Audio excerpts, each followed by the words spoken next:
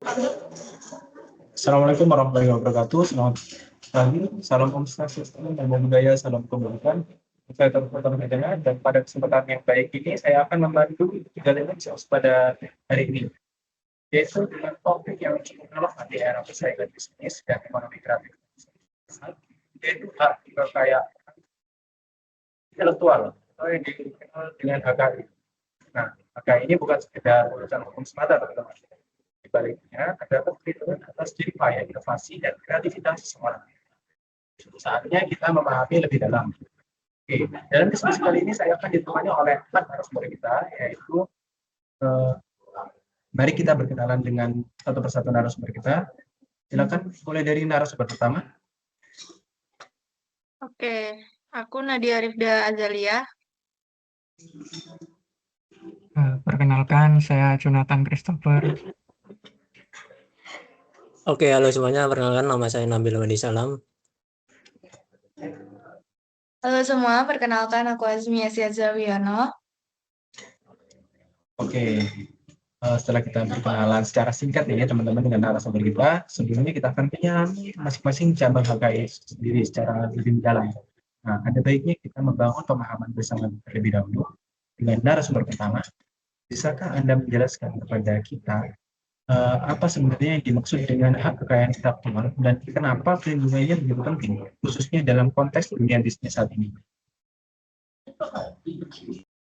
Oke, kalau kita ngomongin tentang hak kekayaan intelektual atau yang sering disingkat dengan HKI, nah sebenarnya ini adalah hak yang muncul dari hasil olah pikir manusia. Jadi setiap ide, kreativitas, atau inovasi yang kita punyai, kalau sudah diwujudkan dalam bentuk nyata, misalnya menjadi karya seni, tulisan, desain, atau bahkan teknologi, itu bisa dilindungi lewat HKI. Artinya karya tersebut diakui sebagai milik kita secara hukum. Nah, dalam HKI ini ada dua sisi penting yang perlu dipahami. Yang pertama adalah sebagai hak kekayaan. Nah, maksudnya hak kekayaan ini, karya yang kita hasilkan itu punya nilai ekonomi. Jadi bukan cuma sekedar ide, tapi bisa menghasilkan keuntungan, misalnya lewat penjualan, lisensi, atau royalti. Nah, karena itu orang lain nggak boleh menggunakan atau memanfaatkan karya tersebut tanpa izin dari pemiliknya. Lalu yang kedua adalah sisi intelektual. Nah, di sisi intelektual ini menekankan bahwa karya tersebut berasal dari kemampuan berpikir, kreativitas, dan usaha manusia. Jadi ada proses di baliknya, mulai dari ide, waktu, tenaga, sampai biaya yang membuat karya itu layak untuk dihargai dan dilindungi. Nah, kalau kita lihat di era sekarang ini, terutama dalam dunia bisnis modern, HKI ini menjadi semakin penting. Kenapa? Nah, karena persaingan itu nggak cuma soal produk fisik, tapi juga soal ide, inovasi, dan kemampuan berpikir tiap individu. Dengan adanya HKI ini, pelaku usaha bisa melindungi brand, produk, atau teknologi yang mereka buat dari peniruan atau penyalahgunaan. Selain itu, HKI juga bisa jadi aset yang sangat berharga. Bahkan dalam banyak kasus, nilai sebuah bisnis justru terletak pada kekayaan intelektualnya, seperti merek atau hak paten yang dimiliki. Jadi bisa disimpulkan bahwa HKI itu bukan cuma perlindungan hukum aja, tapi juga bentuk penghargaan terhadap kreativitas yang dimiliki oleh manusia, sekaligus alat penting untuk berkembang dan bersaing di dunia bisnis saat ini. Oke, udah jelas belum? Oke, benar sekali ya. Jadi HKI pada dasarnya itu merupakan pengakuan hukum atas nilai dari sebuah ide yang telah diwujudkan, gitu ya. Oke, untuk narasumber kedua nih, masih berkaitan dengan hal ini, kita mengenal 4 prinsip utama yang melandasi sistem HKI kan. Nah, mungkin bisa dijelaskan keempat prinsip tersebut secara singkat. Silakan. Baik nih. Jadi seperti yang disebutkan tadi ya, kalau HKI ini punya 4 prinsip ya, di mana masing-masing ini saling melengkapi. Yang pertama itu ada prinsip ekonomi, lalu ada prinsip keadilan, prinsip kebudayaan, dan juga prinsip sosial. Nah, kita akan coba untuk mengenal lebih lanjut lah ya masing-masing dari prinsip itu. Nah, yang pertama itu ada prinsip ekonomi. Nah, tadi juga sudah dijelaskan sebetulnya di definisi kalau setiap karya itu lahir dari proses yang membutuhkan waktu, tenaga, dan juga biaya. Jadi, tentunya punya nilai ekonomis. Jadi, wajar aja apabila pembuat karya tersebut itu berhak untuk mendapatkan manfaat ekonomi dari karyanya itu, baik itu lewat royalti, lisensi, ataupun hasil penjualan. Lalu yang kedua itu prinsip keadilan. Jadi di mana itu artinya siapapun yang menciptakan sesuatu dari kemampuan intelektualnya tersebut itu berhak untuk mendapatkan pengakuan dan juga perlindungan. Jadi ini diberlakukan sebagai bentuk penghargaan atas kerja keras yang sudah dilakukan untuk menghasilkan karya tersebut lah. Lalu yang ketiga itu prinsip kebudayaan. Nah, di mana dengan adanya perlindungan HKI itu diharapkan bisa mendorong orang untuk bisa terus berkarya. Jadi bisa terus berkarya, berkembang dan berinovasi sehingga ilmu pengetahuan baik seni dan teknologinya itu bisa terus berkembang. Lalu yang terakhir itu ada prinsip sosial ya. Jadi maksudnya itu meskipun penciptanya itu punya hak eksklusif atas karyanya itu, tapi hak yang dimiliki itu sifatnya nggak benar-benar mutlak. Jadi tetap ada batasan agar masyarakat itu juga bisa pada akhirnya menikmatinya. Jadi misalnya ada ketentuan masa perlindungan. Jadi apabila masa perlindungannya itu udah selesai, pada akhirnya karyanya tersebut itu jadi milik ranah dari publik itu.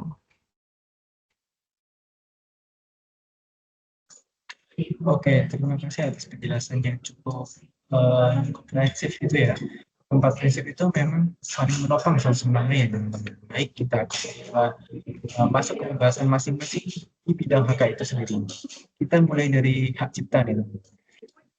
Segmen pertama dan tiga pilar utama hak itu adalah hak cipta. Oke, mungkin narasumber ketiga kita bisa menjelaskan berdasarkan Undang-Undang Nomor 28 Tahun 2014 apa yang dimaksud dengan hak cipta dan apa yang membuat hal ini berbeda secara fundamental dibandingkan hak intelektual yang lainnya. Silakan.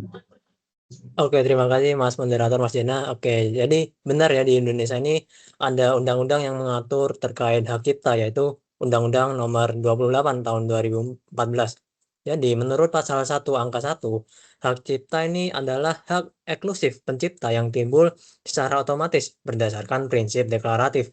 Artinya, begitu suatu ciptaan ini diwujudkan dalam bentuk yang nyata, pencipta ini tidak perlu khawatir untuk mendaftarkan ciptaan tersebut. Jadi ini berbeda dengan hak paten ataupun hak merek yang memerlukan proses pendaftaran. Perlindungannya langsung melekat pada saat karya tersebut dilahirkan. Akan tetapi meskipun otomatis gitu, pendaftaran hak cipta itu disarankan karena ketika ada plagiarisme gitu katakanlah, kalian masih memerlukan bukti yang sah bahwa kalian merupakan pemilik asli dari hak cipta tersebut. Jadi salah satu keistimewaan hak cipta adalah sifatnya yang otomatis begitu karya diwujudkan dalam bentuk nyata, perlindungan hukum langsung melekat gitu ya. Oke. Pertanyaan berikutnya ini. Cakupan objek hak cipta ini kan cukup luas ya. Apa aja sih yang sesungguhnya itu dilindungi? Mas Budi. Oke, jadi menurut pasal 40 ini objek yang dilindungi meliputi karya tulis, ceramah, lagu dan musik, drama dan tari, karya seni rupa, arsitektur, peta, fotografi, sinematografi, permainan video, dan program komputer. Perlindungan juga mencakup karya turunannya seperti terjemahan, adaptasi, ataupun aransemen. Namun, berdasarkan pasal 41, ide prosedur sistem, metode, atau konsep yang belum diwujudkan dalam bentuk nyata ini tidak dapat dilindungi. Jadi, ide mentah saja ini tidak cukup. Jadi harus ada realisasinya dari konkret ide mentah tersebut, begitu Mas. Oke, sangat luas ya cakupannya. Lalu gimana dengan masa berlaku perlindungannya? Apakah hak cipta berlaku selamanya begitu? Tentu, kalau kita lihat melalui undang-undang tersebut, hak cipta ini tidak berlaku selamanya, Mas. Jadi menurut pasal 28, untuk pencipta perseorangan ini perlindungan berlaku selama hidup pencipta, ditambah 70 tahun setelah pencipta tersebut meninggal. Hitung mulai dari 1 Januari tahun berikutnya.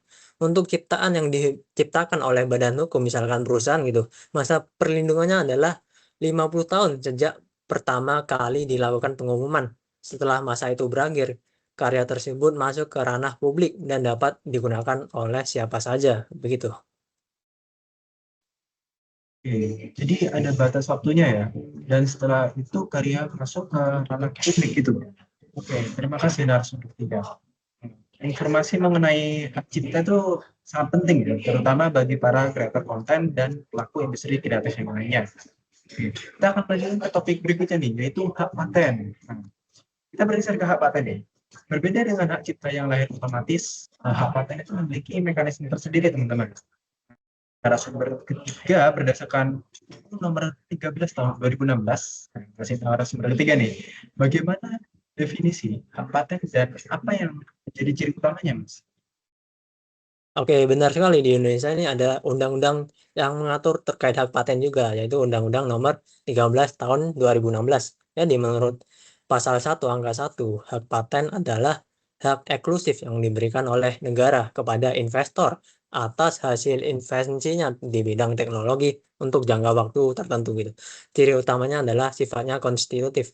Artinya hak ini baru ada setelah diberikan oleh negara melalui proses pemeriksaan dan pendaftaran. Berbeda dengan hak cipta yang otomatis. Jadi hak paten ini harus diajukan, diperiksa, dan disetujui terlebih dahulu oleh regulator gitu, Mas. Jadi kalau hak cipta bersifat deklaratif dan otomatis, hak paten itu bersifat konstitutif gitu ya, dan harus melalui proses pendaftaran serta pemeriksaan lainnya. Nah, ini perbedaan yang cukup besar ya. Oke, dari narasumber ketiga kita mengenal dua jenis hak paten dalam undang-undang ini. Dapatkah Anda jelaskan perbedaan antara hak paten biasa dengan hak paten sederhana ya? Oke, benar. Di undang-undang tersebut ada 2 jenis hak paten. Yang pertama, hak paten biasa. Hak paten biasa ini diberikan untuk invensi yang baru gitu, mengandung langkah yang inventif dan dapat diterapkan dalam industri. Masa berlaku dari hak paten biasa ini adalah 20 tahun sejak tanggal pengajuan dan tidak dapat diperpanjang. Yang kedua adalah hak paten sederhana. Ini diberikan untuk invensi baru atau pengembangan dari produk atau proses yang telah ada gitu. Jadi ini serta dapat diterapkan dalam industri gitu. Jadi hampir sama lah dari hak paten biasa. Masa perlindungan dari hak paten sederhana ini 10 tahun sejak pengajuan, juga tidak dapat diperpanjang. Jadi paten sederhana memiliki persyaratan yang lebih ringan gitu, namun durasi perlindungannya juga lebih singkat daripada hak paten yang biasa begitu. Oke, jadi hak paten sederhana itu memiliki threshold yang lebih rendah begitu ya, Mas? Namun masa perlindungannya juga lebih singkat. Nah, oke, pertanyaan selanjutnya, apa saja syarat yang harus dipenuhi agar sebuah invensi dapat memperoleh perlindungan paten gitu, Mas? Terdapat 3 syarat utama yang harus terpenuhi secara kumulatif. Yang pertama itu kebaruan. Jadi invensi tidak sama dengan teknologi yang telah diungkapkan sebelumnya atau baru lah gitu ya. Jadi baik di Indonesia maupun di luar negeri. Kedua, langkah inventif. Jadi invensi tersebut merupakan hal yang tidak dapat diduga sebelumnya oleh orang yang mempunyai keahlian tertentu di bidang teknik yang bersangkutan. Kemudian tidak boleh sesuatu yang sudah jelas atau mudah ditebak gitu. Jadi ketiga ini dapat diterapkan dalam industri, invensi tersebut benar-benar bisa dilaksanakan dalam industri. Jadi bukan hanya sekedar teori yang kita buat gitu, harus dapat diterapkan gitu, Mas. Oke, jadi ketiga syarat itu sekaligus menjadi pagar agar sistem paten itu tidak disalahgunakan, gitu ya? Hanya invensi yang benar-benar baru dan bernilai teknis yang banyak mendapatkan perlindungan. Oke, terima kasih narasumber ketiga. Pembahasan hak paten ini cukup relevan ya bagi para pelaku sektor teknologi dan manufaktur. Gitu. Oke, sekarang kita masuk ke pilar ketiga gitu teman-teman, yaitu hak merek. Oke, yang terakhir dari 3 pilar utama hak adalah hak merek. Narasumber keempat, berdasarkan Undang-Undang Nomor 20 Tahun 2016 tentang merek dan indikasi geografis, apa yang dimaksud merek secara hukum? Dan mengapa merek begitu vital bagi dunia bisnis gitu? Mungkin narasumber keempat bisa langsung dijelaskan. Baik, terima kasih waktunya buat Mas Zena. Jadi kalau kita ngomongin merek nih, berdasarkan undang-undang itu udah diatur dalam Undang-Undang Nomor 20 Tahun 2016. Jadi merek itu sebenarnya tuh luas banget, bukan cuma nama atau logo aja, tapi bisa berupa gambar, kata, huruf, angka, warna, bahkan bisa juga berupa suara atau hologram juga bisa. Nah, intinya merek itu dipakai buat membedakan produk atau jasa kita sama yang lain yang ada di pasaran. Makanya, kenapa merek itu penting banget di suatu bisnis, karena dia itu ibaratnya tuh wajah dari produk yang kita jual. Orang tuh biasanya kan pasti bakalan ingat duluan mereknya baru produknya. Nah, selain itu juga merek itu bisa jadi jaminan kualitas. Kayak kalau kita tuh udah percaya sama satu brand, itu biasanya kita itu bakalan beli terus repeat order kan. Nah, itu karena mereknya itu udah punya reputasi yang sangat bagus. Nah, dan yang menarik juga merek ini juga bisa jadi aset, bahkan nilainya itu bisa gede banget kalau brandnya udah kuat. Kayak gitu.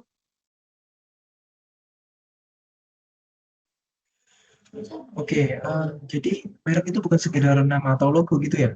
Nah, dia adalah identitas, reputasi, bahkan aset bisnis yang bisa nilai tinggi. Gitu ya, Mbak? Iya, Oke, iya betul banget pertanyaan guys. pertanyaan berikutnya nih. Gimana prosedur pendaftaran merek itu? Apa apa aja gitu ya yang disiapkan oleh seorang pelaku usaha untuk mendaftarkan merek mereka? Nah, pendaftaran merek ini juga ada di Undang-Undang Nomor 20 Tahun 2016. Jadi, karena zaman ini udah maju ya, kalau soal pendaftaran merek itu sekarang sebenarnya udah gampang karena bisa dilakukan secara online. Jadi nggak terlalu ribet kayak dulu yang harus ke dinas inilah, dinas itulah, jadi gitu. Nah, cuma memang ada beberapa persyaratan yang harus disiapkan dan ini yang penting banget biar prosesnya itu bisa berjalan lancar. Nah, yang pertama itu pastinya kita butuh identitas lengkap pemohon. Jadi harus jelas siapa yang daftar mulai dari nama, alamat, kewarganegaraan, bahkan kalau pakai kuasa juga itu juga harus dicantumin. Nah, yang kedua, kita tuh juga harus nyiapin label atau tampilan mereknya. Nah, ini tuh bisa berupa dari logo atau tulisan atau kombinasi dari keduanya. Nah, kalau mereknya itu pakai warna tertentu, itu juga harus dijelasin secara detail. Terus yang ketiga ini yang sering dianggap sepele tapi penting banget, yaitu klasifikasi barang atau jasanya. Jadi kita kan harus nentuin nih merek ini mau dipakai buat apa. Misalnya buat makanan, fashion, jasa atau lainnya. Karena suatu merek itu perlindungannya itu berdasarkan kelas yang didaftarkan. Nah, terus juga ada yang namanya tuh hak prioritas. Ini kalau misalnya kita itu sebelumnya udah pernah daftar di negara lain, jadi itu bisa dicantumin juga biar punya kekuatan tambahan. Nah, kalau mereknya nih sedikit agak unik nih, misalnya kayak bentuk 3 dimensi, kita itu harus jelasin karakteristiknya. Atau juga kalau berupa suara. Nah, kita itu harus melampirkan dalam bentuk notasi atau rekamannya juga. Dan satu hal yang nggak kalah penting, kita itu wajib melampirkan dokumen pendukung, kayak surat pernyataan kalau merek itu memang milik kita sendiri. Dan juga bukti pembayaran biaya pendaftaran. Jadi sebenarnya detail ya, tapi semuanya itu buat memastikan kalau merek yang kita daftarin itu jelas, sah, dan juga nggak bermasalah ke depannya. Jadi intinya itu kalau semua syarat yang tadi itu lengkap, prosesnya itu bakalan jauh lebih aman dan peluang diterimanya itu juga lebih besar. Seperti itu. Jadi proses pendaftarannya cukup terstruktur begitu ya. Iya, betul. Saya ada pertanyaan tersendiri nih. Apakah apakah mendaftarkan merek itu wajib secara hukum, Mbak? Apa konsekuensinya jika ada pelaku-pelaku yang tidak mendaftarkan merek mereka sendiri? Ini pertanyaan bagus banget. Kalau ngomongin wajib atau enggaknya itu sebenarnya secara hukum itu nggak ada kata harus banget didaftarin gitu. Tapi di Indonesia itu kita pakai sistemnya itu first to file. Jadi artinya itu siapa yang daftar duluan itu yang bakalan diakui pemilik sah merek tersebut. Jadi kewajibannya lebih ke arah kalau kamu mau merekmu aman, ya kamu harus daftar gitu. Karena tanpa pendaftaran itu secara hukum posisi kita itu bakalan lemah banget karena kita nggak punya dasar legalitasnya gitu. Misalnya nih, kita tuh udah capek-capek bangun brand, udah dikenal orang, tapi ternyata nama mereknya itu kita belum daftarin. Nah, terus tiba-tiba ada orang lain nih yang daftar duluan. Ya, kita bisa kehilangan hak atas merek tersebut. Bahkan parahnya lagi, kita itu bisa dianggap melanggar kalau tetap pakai merek tersebut. Karena secara hukum kita itu bukan pemiliknya. Nah, selain itu, kalau merek nggak didaftarin, kita juga nggak punya hak eksklusif itu. Jadi kita nggak bisa melarang orang lain pakai nama atau logo yang sama atau mirip. Beda kalau merek itu udah terdaftar, kita itu jadi punya perlindungan penuh dari negara kita. Nah, kita itu bisa pakai sendiri, kita bisa larang orang lain untuk pakai, bahkan kita itu bisa mengomersialkan lewat lisensi. Jadi merek itu bukan cuma identitas, tapi juga bisa jadi sumber penghasilan tambahan. Jadi kesimpulannya itu ya mungkin secara aturan itu nggak wajib ya, tapi secara strategi bisnis ini penting sih, karena kalau nggak didaftarin resikonya itu jauh lebih besar daripada biaya daftarnya tadi. Seperti itu. Oke, udah cukup jelas sebenarnya, Mas. Jadi mendaftarkan merek itu bukan sekedar formalitas gitu ya, melainkan sebuah langkah yang cukup strategis untuk melindungi aset bisnis kita sendiri. Oke, nah, terima kasih untuk narasumber keempat kita. Oke, kita mungkin akan berdiskusi dengan beberapa narasumber kita ini.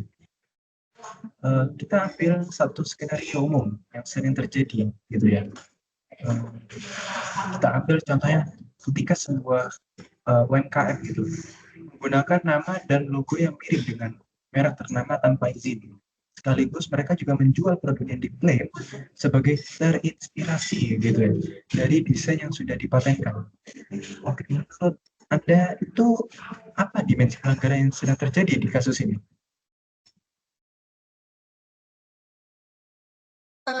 Kalau yang aku lihat dari skenario ini sebenarnya pelanggarannya nggak cuma satu, mungkin bisa dua.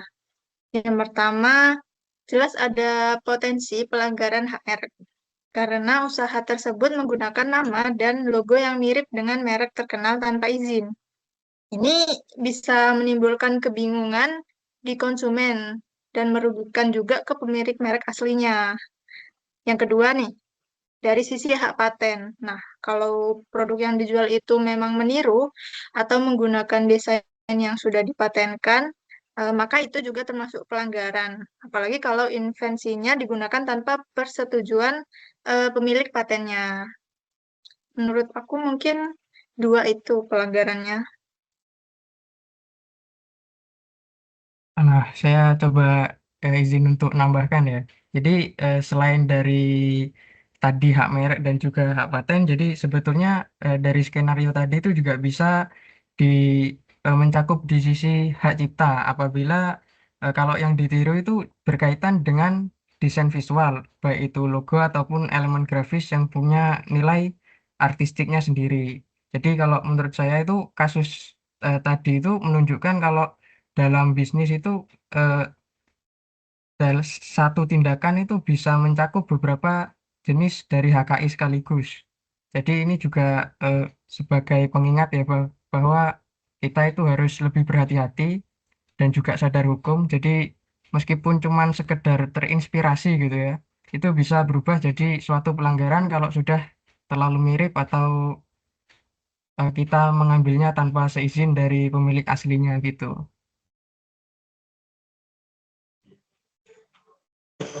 Menarik ya, bahwa ketika satu tindakan saja bisa berpotensi melanggar lebih dari satu jenis HKS sekaligus, gitu ya. Pertanyaan selanjutnya, lalu apa langkah-langkah yang dapat ditempuh oleh pihak yang dirugikan ketika melihat situasi seperti ini? Baik, izin menjawab ya Mas Zena ya. Jadi kalau dari sisi langkah-langkah nih sebenarnya ada beberapa langkah yang bisa ditempuh oleh pihak yang dirugikan. Dan ini juga bisa dipilih tergantung seberapa serius pelanggarannya. Yang pertama itu lewat jalur perdata. Jadi pemilik merek ini atau hak terkait itu bisa menggugat pelaku untuk ganti rugi karena secara langsung itu sudah merugikan secara ekonomi maupun reputasi. Nah, terus yang kedua itu juga ada jalur pidana. Nah, ini tuh biasanya dipakai kalau pelanggarannya itu udah berat banget. Jadi misalnya nih sengaja meniru atau mengambil keuntungan dari merek atau karya orang lain. Nah, di sini tuh pelaku tuh bisa dikenakan sanksi sesuai dengan undang-undang yang berlaku. Tapi sebelum ke ranah situ, biasanya ada langkah yang lebih soft dulu gitu, kayak lebih kalem deh. Jadi yaitu non litigasi.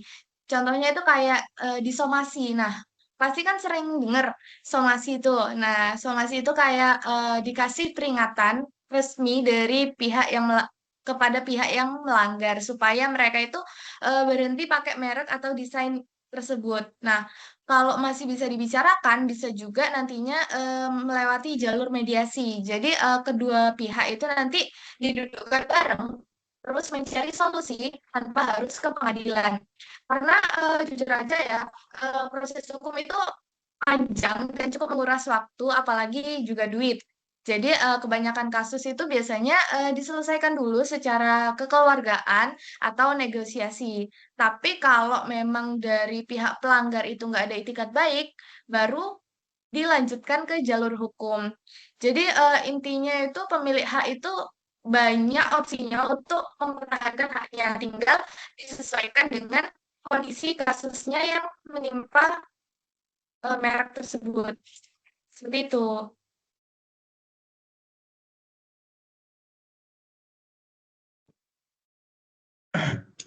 Oke, jadi ada pilihan jalur hukumnya gitu yang bisa ditempuh oleh pihak-pihak yang merasa dirugikan. Gitu ya, Mbak? Dan tentunya pencegahan selalu lebih baik daripada penanganan. Oke. Mungkin pesan yang bisa kita petik adalah daftarkan HKI Anda sedini mungkin. Terima kasih atas diskusi yang cukup konstruktif ya ini. Oke, menjelang berakhirnya diskusi pada kesempatan kali ini, izinkan saya sebagai moderator untuk menyampaikan pernyataan penutup. Mungkin selama kurang lebih 30 menit terakhir, setelah bersama-sama menelusuri salah satu topik yang sesungguhnya sangat dekat dengan kehidupan kita sehari-hari. Namun seringkali luput dari perhatian kita, yaitu hak kekayaan intelektual. Kita memulai diskusi dengan memahami bahwa hak kekayaan intelektual itu bukan sekedar istilah hukum yang rumit, beda teman-teman, melainkan sebuah sistem yang lahir dari pengakuan bahwa hasil pikiran dan kreativitas manusia itu memiliki nilai yang sangat berharga dengan aset fisik. Jadi kita juga telah membahas bagaimana hak kekayaan intelektual itu berdiri di atas 4 prinsip yang paling menopang ekonomi, keadilan, budayaan, dan sosial yang semuanya bermuara pada satu tujuan, yaitu menciptakan ekosistem di mana inovasi bisa tumbuh tanpa rasa takut karyanya itu dicuri atau disalahgunakan. Oke, terima kasih kepada keempat narasumber atas ulasan yang cukup berharga ya. Dari diskusi hari ini kita dapat menarik benang merahnya nih teman-teman, bahwa kekayaan intelektual itu adalah fondasi dari ekosistem inovasi dan kreativitas yang sehat. Gitu. Oke, hak cipta melindungi karya kreatif secara otomatis, hak paten melindungi invensi teknologi melalui proses pendaftaran, dan hak merek melindungi identitas bisnis agar tidak disalahgunakan. Ketiga berjalan beriringan gitu untuk menciptakan bisnis yang adil dan inklusif. Pada para pendengar, terima kasih telah menyimak pembicaraan kita dari awal sampai akhir. Semoga diskusi hari ini dapat memberikan pengetahuan baru dan mendorong kita semua untuk lebih menghargai setiap karya intelektual. Sampai jumpa di ketidaksengajaan berikutnya. Saya Taurus Sultan Abizena, pamit undur diri. Assalamualaikum warahmatullahi wabarakatuh.